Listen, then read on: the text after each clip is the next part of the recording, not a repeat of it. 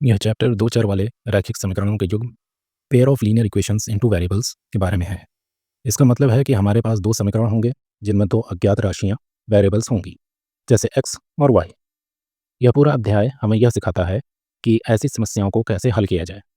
इस चैप्टर को मुख्य रूप से दो तरीकों में बांटा गया है: आलेखीय विधि ग्राफिकल मेथड, बीजगणितीय विधि एल्जेब्राइक मेथड। हम इन दोनों तरीकों को एक एक करके देखते हैं कौन सी विधि कब लागू होती है और हम हर विधि में कैसे आगे बढ़ सकते हैं। पहला है आलेखीय विधि ग्राफिकल मेथड। इस विधि में हम दो समीकरणों को एक ही ग्राफ पर दो सीधी रेखाओं के रूप में दर्शाते हैं।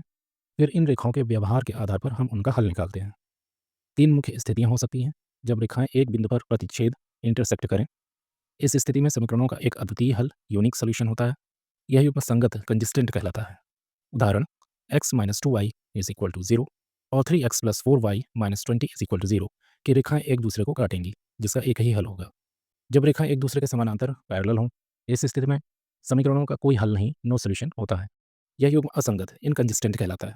उदाहरण: x plus 2y minus 4 is equal to 0 और 2x plus 4y minus 12 is equal to 0 की रेखाएं समांतर होंगी और कभी नहीं मिलेंगी। जब रेखाएं एक दूसरे को संपाती को इंसिडेंट हों, इस स्थिति में समीकरणों के अपरिमित रूप से अनेक हल इनफाइनेटली मेनी सॉल्यूशंस होते हैं। यह युग्म आश्रित डिपेंडेंट और संगत कंजिस्टेंट कहलाता है। उदाहरण: 2x plus 3y minus 9 is equal to 0 और 4x plus 6y minus 18 is equal to 0 की रेखाएं वास्तव में एक ही रेखाएं हैं। इसलिए हर बिंदु एक हल है। इन स्थितियों को जांचने का एक बहुत ही आसान तरीका गुणांकों कोफिशिएंट्स की तुलना करना है।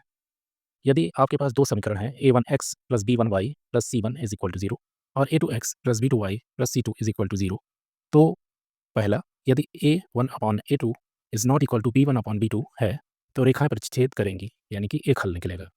दूसरा, यदि a1 upon a2 is equal to b1 upon b2 is equal to c1 upon c2 तो रेखाएं संपाती होंगी, यानी कि अनेक हल निकलेगा।